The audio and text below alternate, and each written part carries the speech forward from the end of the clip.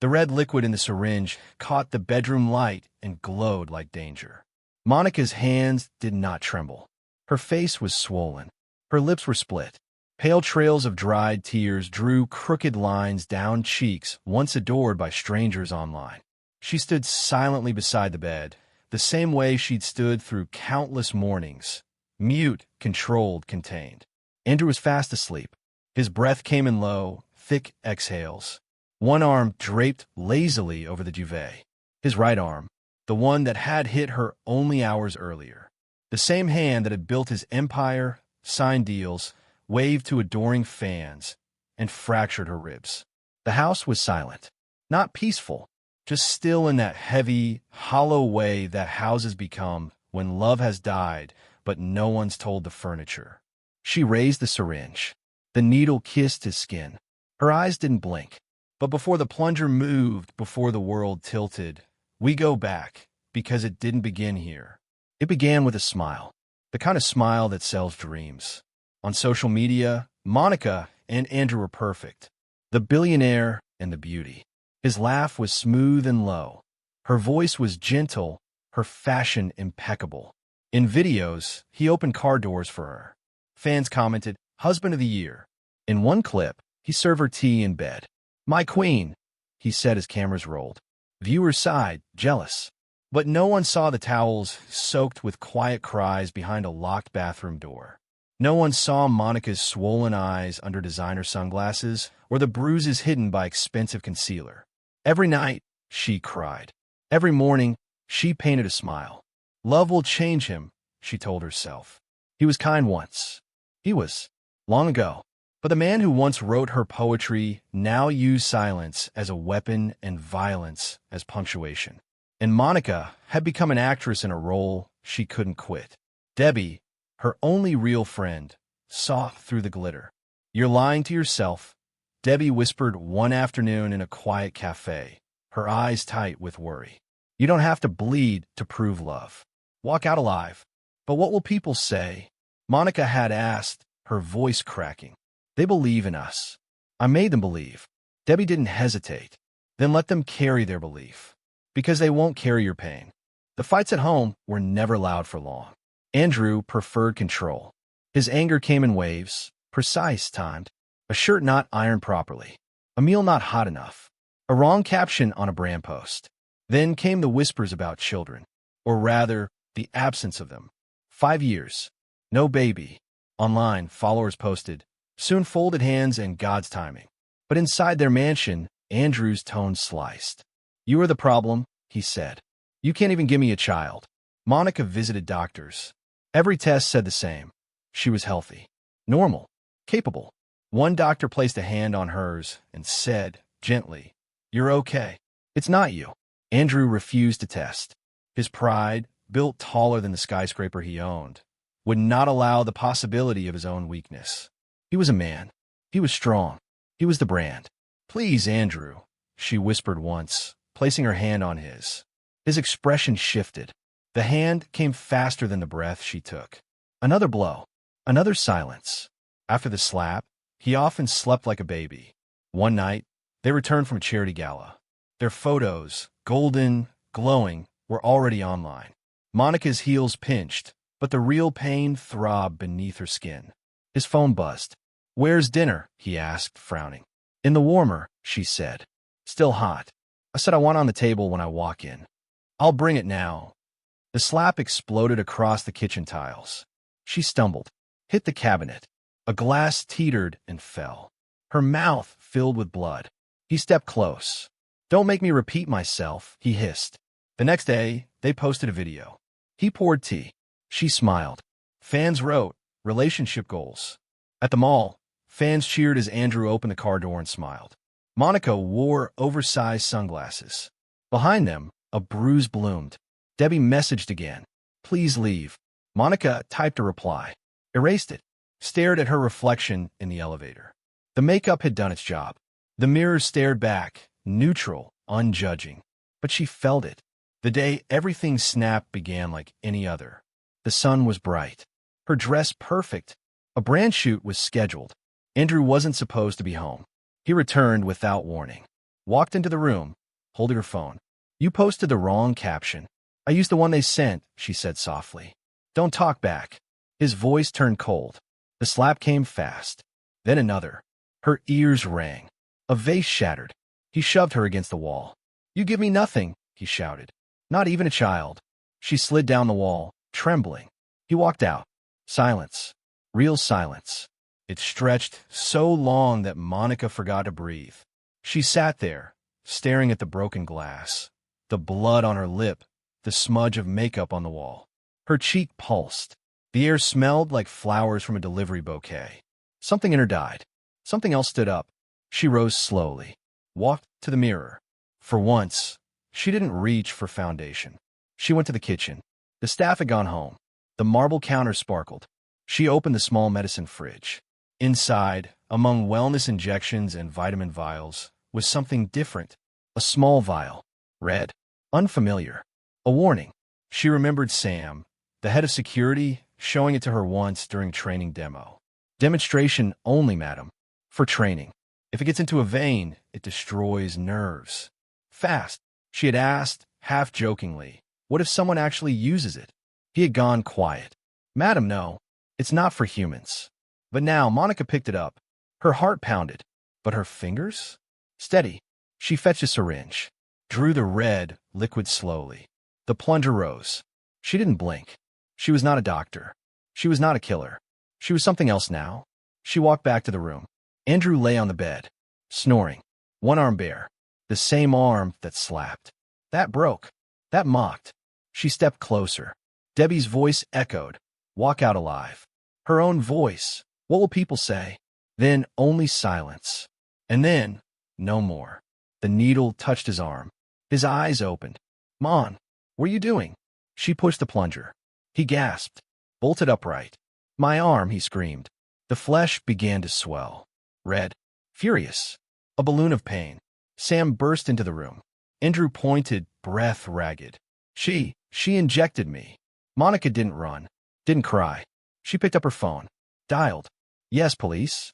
My name is Monica. I need you to come. I just injected my husband. And then she stood by the window, calm as the siren screamed closer. The needle wasn't the beginning. It was the answer. The sirens weren't just sounds.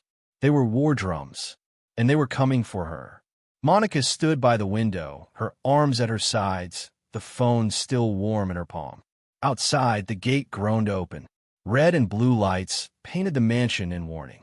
Somewhere behind her, Andrew screamed again, his voice high, desperate, ragged. My arm. God, my arm. The swelling had doubled. His right arm pulsed as if a second heart had grown beneath the skin, beating wildly.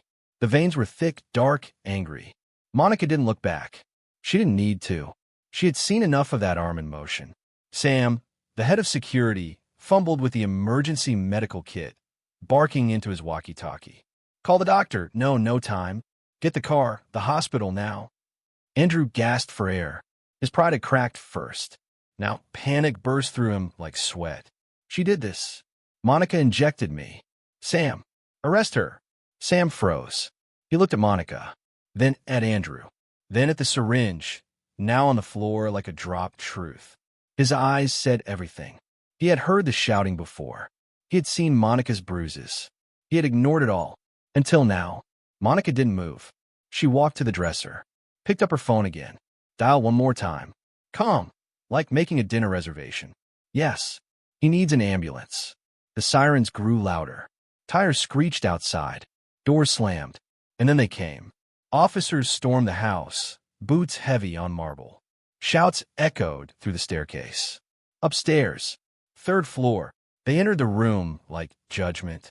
3 officers, led by a tall woman in uniform, eyes sharp and unreadable. She stopped when she saw the scene. Andrew on the bed, screaming. Sam kneeling, his hands red from trying to apply pressure. Monica, standing by the window, untouched, unafraid. Madam Monica? The lead officer asked. Yes, Monica said. I'm the one you were called for. One of the officers rushed to Andrew, now curled like a wounded animal. His arm was beyond swollen. It looked inhuman. She injected me, he sobbed. I'm dying. My arm. Do something. The lead officer turned to Monica. What did you inject him with? A chemical compound from the security training kit. It's not toxic immediately, but it destroys nerves. The officer blinked. You knew that and still used it? Monica looked her in the eyes. Yes. Behind them, more boots. More shouting. A stretcher. Medics flooded the room.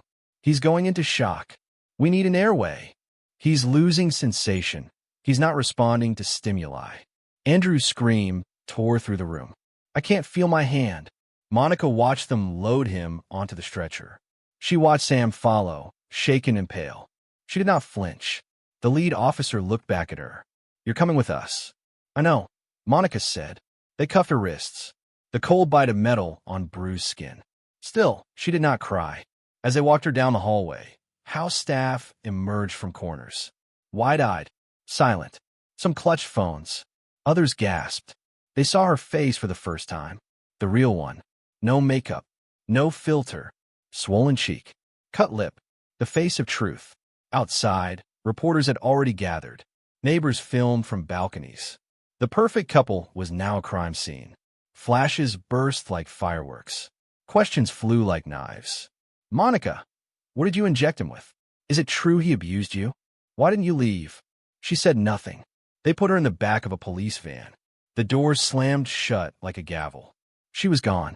In the hospital, chaos swallowed Andrew. The billionaire, the man who once commanded boardrooms and press rooms with the same voice he used to silence his wife, now screamed like a child. Doctors cut open his shirt. IVs were jammed into his veins.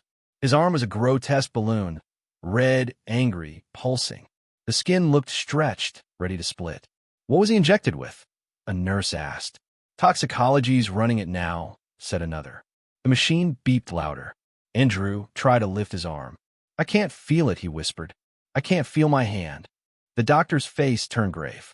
A moment later, another doctor entered. He held a chart. He looked pale. The substance is used in nerve damage simulations. Not for humans. It causes rapid degeneration of nerve tissue. Andrew blinked, not understanding. What does that mean? It means, the doctor said quietly, your right arm is already compromised.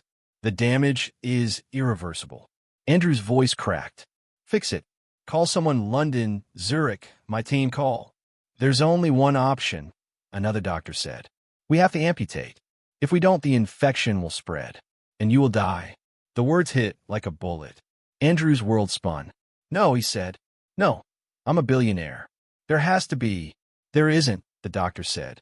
We need consent. Now. He broke. Tears poured from his eyes. Save me, he whispered. Please, save me. They wheeled him away. Down the corridor. Into the arm that built his empire. The arm that bruised Monica was gone before morning. Monica sat in a holding cell at the station. It smelled like dust and old sweat. Her cuffs had been removed, but the marks remained on her wrists. She sat on a bench, back straight, eyes forward. She wasn't crying. She wasn't afraid. A young female officer approached. She had kind eyes and something quiet in her posture. Madam, do you want water? Monica nodded. The officer brought it, held it out through the bars. Monica drank slowly, whispered, thank you. The officer lingered. Is it true, she asked, what the news is saying? That he... Monica looked up. Yes, she said. Every day. The officer said nothing more. She didn't have to, because some women already knew. Some didn't need proof. Outside, the world exploded. Every blog, every news channel. Perfect couple scandal. Billionaire in emergency surgery after domestic incident. The videos leaked. The arrest. The ambulance. Andrew screaming. The world wanted answers. But the two people at the center of it all, they sat alone. One in a cell, one in a hospital bed, each surrounded by silence, each wondering what would happen next. The morning of the arraignment was gray and heavy, the kind of sky that made Lagos feel smaller, as if even the clouds were ashamed to look down on what was coming. Outside the courthouse, the crowd swelled. Reporters clutching microphones, camera lenses fogged by breath and excitement.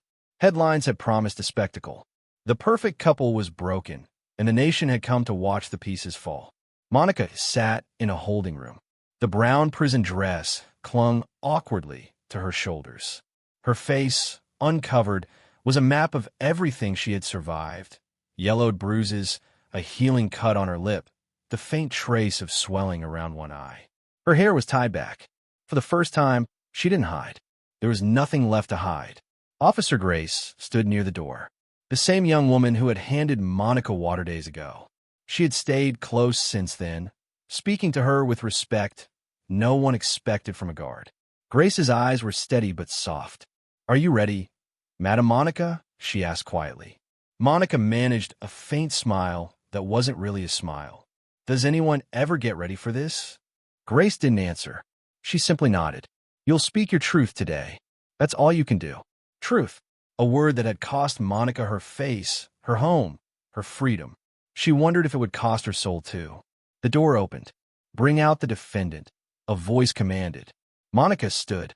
Her wrists were cuffed in front of her, the chains rattling faintly with every step. As she was led down the hallway, flashes from cameras struck her eyes through the narrow glass windows. The sound outside was a storm. Reporters shouting questions, microphones crashing together, the low murmur of spectators hungry for scandal.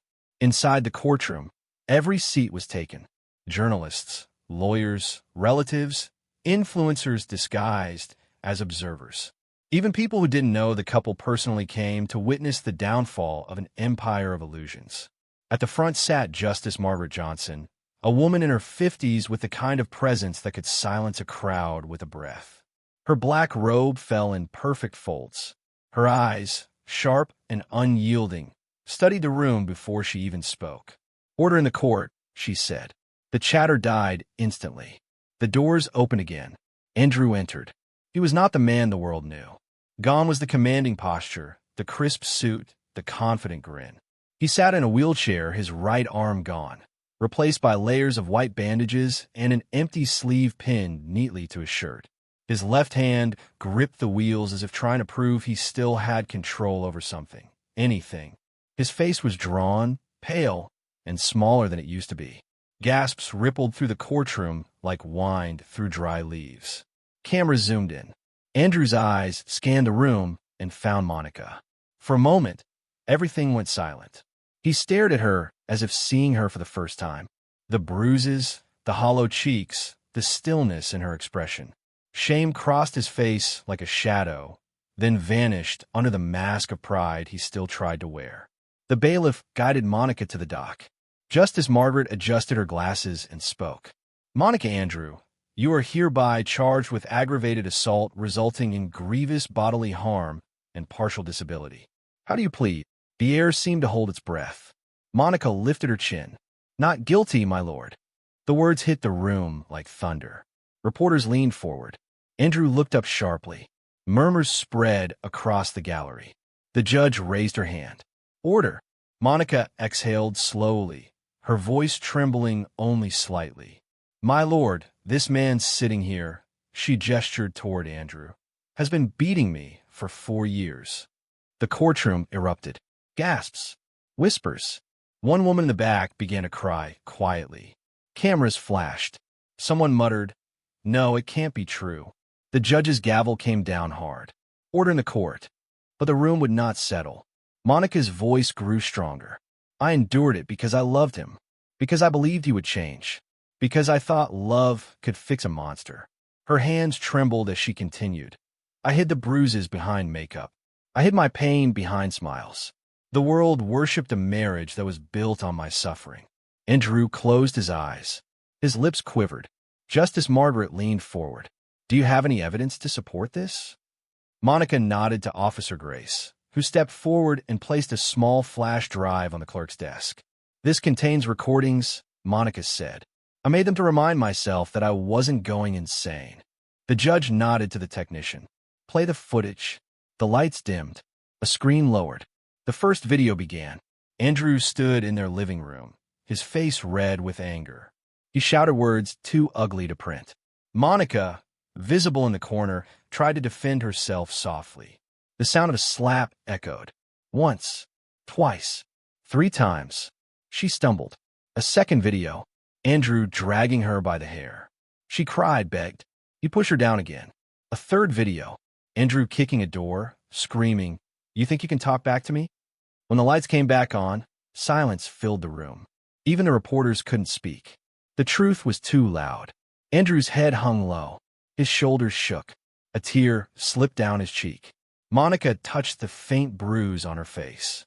"This," she said softly, "is today's injury. But there are many others that healed in silence." Just as Margaret spoke quietly, "Continue." Monica's eyes glistened, but her voice didn't break. "I never wanted to hurt him. That night I broke. I wanted it to stop. I wanted him to stop. I reached for what was near. The same arm he used to beat me.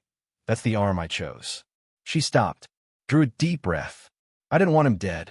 I wanted to live." For a long time, no one spoke. Even the air in the courtroom seemed to wait for something. Justice Margaret looked at Andrew. "Do you have anything to say?" He opened his mouth, closed it, then whispered, barely audible, "I'm sorry." It was too late for that. The judge's eyes swept the room. This court has seen many cases of violence, but few where the truth hides so carefully behind fame. The evidence presented here is undeniable. Andrew's assistant, Dan, sat in the corner, wiping tears he didn't know he had. Justice Margaret turned to Monica. "You were a victim, but you also committed a criminal act. Justice must weigh both the wound and the weapon." Monica's hands tightened on the railing. Grace, standing near, watched with quiet empathy. "Therefore," the judge said, voice steady, "this court sentences you, Monica Andrew, to 6 months in prison." A collective gasp swept through the courtroom. Some wept. Some protested. Others whispered in disbelief. Monica closed her eyes. The number echoed in her mind. 6 months. Freedom postponed, not denied. Her punishment was small compared to what she had already endured. Justice Margaret struck her gavel. Court dismissed. The guards moved to escort Monica away. Reporters surged forward, shouting questions. "Monica, do you regret it? Did you love him? Was it self-defense?" Flashes burned her eyes. Officer Grace pushed them back. "Move." As Monica was led toward the door, she glanced once more at Andrew. He was crying openly now, his one hand covering his face. The man who once ruled everyone's attention now looked like someone's broken memory. Monica didn't look away out of hate. She looked away because she finally could. Outside, the sky broke into rain. And for the first time in years, Monica didn't hide from it. The prison walls didn't echo. That was the strangest part. They just absorbed everything. Noise, breath, memory. Monica sat on the iron bed with her back to the wall, eyes locked on the small barred window high above her head. A square of dull sky watched her like an indifferent god. She had been here for weeks now, though time in prison didn't pass in days. It passed in fragments, meals, footsteps, metal doors closing. She didn't count the time. She counted the distance between who she had been and who she was now. The headlines still spun like fire outside these walls. Every blog, every radio show, every viral reel had something to say about the perfect couple turned tragedy. Her face was everywhere, bruises included. Andrew's arm was nowhere. That detail alone kept the story alive. She had gone viral without asking. And Andrew, his downfall wasn't just televised, it was dissected. One morning, Officer Grace returned to her cell with a newspaper in hand. She said nothing, just placed it beside Monica's tray. Monica didn't touch it at first. She finished the bland eggs, drank the warm water. Then she unfolded the page slowly. Billionaire Andrew resigns after video leaks and board uprising. There was a picture, him outside the courthouse in a wheelchair, bandaged sleeve, hanging limp, his head down. Another article showed angry protesters outside one of his office buildings. A third quoted a former employee who said, "He treated staff the way he treated his wife. Like property." Monica folded the paper without smiling. She didn't feel victorious. She felt nothing. Andrew, meanwhile, lived in a world that had turned inside out. After resigning, he stayed at a friend's private estate outside the city, hidden away from cameras. But hiding from the internet was like hiding from the sky. He watched his followers unfollowed. Brands cut ties. Investment firms ghosted him. His name, once associated with power, now triggered an auto warning on Google. domestic abuse allegations. Dan stayed for a while. He helped with calls, handled legal letters, tried to shield him.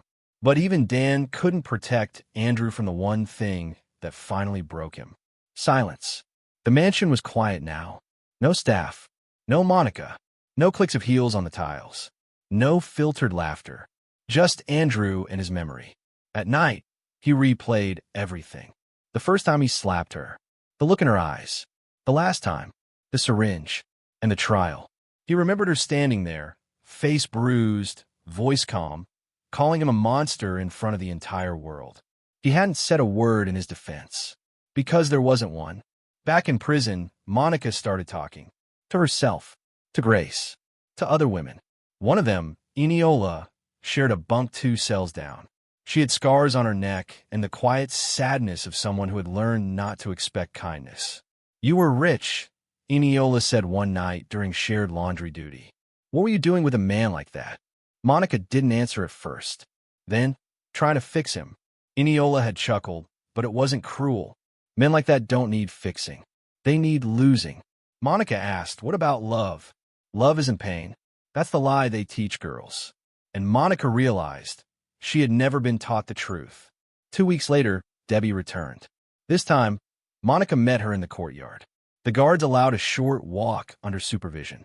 Debbie looked tired, but fierce. She hugged Monica hard, in full view of everyone. No shame, no hesitation. "You look stronger," she said. "I don't feel it," Monica replied. "You don't have to. You just have to be alive." They sat on a bench under a brittle tree. Monica watched a bird peck at crumbs along the concrete path. "He lost everything," Debbie said finally. "The board kicked him out. His reputation's gone. Even some of his family is speaking out now. You broke the machine." "I didn't want to break anything," Monica said. "I wanted to be safe." Debbie nodded. "And now you are. For the first time in years." Monica was quiet. "I have to start over," she whispered. "Yes," Debbie said. "And you will. But not alone." 3 days before her release, Monica received a letter. It was handwritten, no return address. But the handwriting was unmistakable. Andrew's. She stared at it for a long time before opening it. "Monica, I know I have no right to ask for your time, but I owe you this. I owe you truth. I don't expect forgiveness.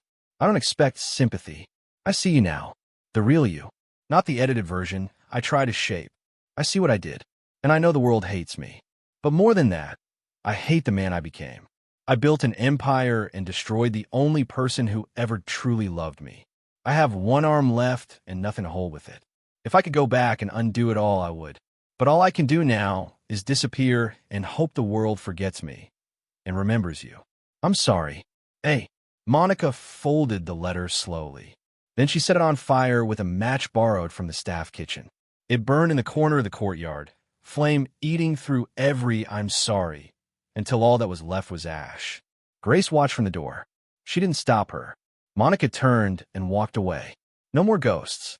The day of her release was hot. Not celebratory, just warm and real. She stepped outside the gates in a plain white blouse and gray trousers. Her suitcase was small. Everything she owned could now fit in one bag. Debbie was waiting by the gate. She opened her arms without words, and Monica fell into them. No cameras, no fans, no curated captions. Just a woman who survived, and a friend who never stopped showing up. They drove in silence for a while. The city looked the same, but smelled different. "Where to?" Debbie asked gently. Monica thought for a moment, then said, "Somewhere quiet, somewhere with a mirror I don't have to lie to." Later that evening, Monica stood barefoot in a small apartment, staring at her reflection. No bruises, no makeup, just her. She didn't look like a victim. She didn't look like a hero either. She looked human, and for the first time in her life, she was enough. The internet did not move on. It twisted, it devoured, it reinvented, and then it recycled. A month after Monica's release, the scandal had stopped being news, but never stopped being content. Old clips were reshared. Debate sparked in podcast studios. One influencer called her a hero. Another said she was dangerous, traumatized, and unhealed. They all used her name, but none of them knew her. She no longer read comments. Not because she was afraid, but because she'd finally accepted that truth didn't live online. It lived in scars, in silence, in small beginnings. She had moved into a small apartment by the sea. Not a mansion, not a high-rise, just a flat with a working lock, a kitchen that smelled like coffee, and windows that opened. For the first time in her life, Monica didn't wake up afraid of footsteps. She took long walks. She wrote things down. She burned old clothes, one by one, the gown she had worn in fake photo shoots, the brand deals that wrapped bruises in satin. She watched them turn to smoke and let them go. There was no camera to see her now, and that finally felt like freedom. Meanwhile, Andrew vanished. After resigning, he disappeared from the public eye. No press release. No comeback video. The media searched for him, of course, tried to spot him at airports, at luxury rehabs, in silent retreats. But there were no sightings, because Andrew had done something rare for a man once worshipped. He accepted exile. In a private clinic somewhere in the hills, he attended therapy sessions with people who didn't care about his net worth. He cried in rooms with no cameras. He stared at his missing arm and stopped blaming the woman who had taken it. And one day, he said it out loud to a stranger. I hit her. For years, I convinced myself it was discipline, stress, power. But it was me, just me. It didn't heal him, but it humbled him. And sometimes, that's the only way healing begins. Monica didn't speak publicly for a long time. Offers came, book deals, exclusive interviews. Let us help you tell your story, they said. But she'd already told it. In a courtroom, with bruises. She owed no one a performance. Instead, she began writing something quietly, not for fame, not for clicks, but for women like her. Women who had once searched their partner's eyes for softness and only found storm. The working title of her book, Things I Learned While Smiling Through Pain. It wasn't elegant. It wasn't literary, but it was honest. One morning, Monica stood by her window, barefoot, holding a cup of tea. The sky was soft. The ocean moved like breath. A letter arrived. No return address. But the handwriting was familiar. She almost didn't open it. But she did. Monica, you don't have to read this. I wouldn't blame you if you burned it. But I need you to know, I'm trying. Not to come back. Not to fix anything. Just to be a human being again. I haven't spoken to a mirror since the trial. I couldn't look. But last week I did. For 5 seconds. It was ugly. But it was me. That's what you gave me. The chance to face who I am. And maybe, one day, become someone else entirely. You saved yourself. And somehow, in doing that, you cracked something in me. I don't deserve your forgiveness. But I'll spend the rest of my life deserving something better than the man I was. I hope the sea brings you peace. Hey. Monica stared at the page for a long time. Then folded it. Tucked it in the back of her notebook. Not out of forgiveness. Not out of sympathy. But because it no longer had power over her. Weeks later, Monica sat on a small stage at a women's shelter, reading a chapter of her book aloud. The room was quiet. Faces leaned in. Some nodded. Some wept. I stayed, she read, because I thought leaving meant failure. I thought silence was strength. I thought survival meant enduring. She looked up. It doesn't. A pause. It means leaving. It means speaking. It means saving yourself, even if no one claps when you do. She closed the notebook. The women clapped anyway. Afterward, one young woman approached her. Thin wrists, anxious eyes, fresh bruises fading under her collar. My name is Ada, she said. I haven't told anyone yet. But your story, she didn't finish. She didn't have to. Monica took her hand. You're not alone. Ada began to cry. So did Monica. Not because of pain, but because now, when she wept, she did it with someone else in the room. Months passed. Healing came in strange shapes. A lemon tree growing on the balcony. A walk in the rain without flinching. A laugh that didn't feel rehearsed. One morning, Monica walked to the sea and stood at the edge of the waves. The sky was empty. The beach quiet. She looked down at her hands. Once broken, now steady. Then she whispered, I forgive myself. That was the only name that ever truly mattered. And across the city, in a quiet room, Andrew planted a garden. Not because it was poetic, but because something about pulling weeds and starting from dirt made sense now. He no longer feared the mirror. and he no longer searched for sympathy. He simply tried. Every day, Monica's book was never a bestseller, but it reached the right hands. And sometimes that's all survival asks for. Not applause, just witness.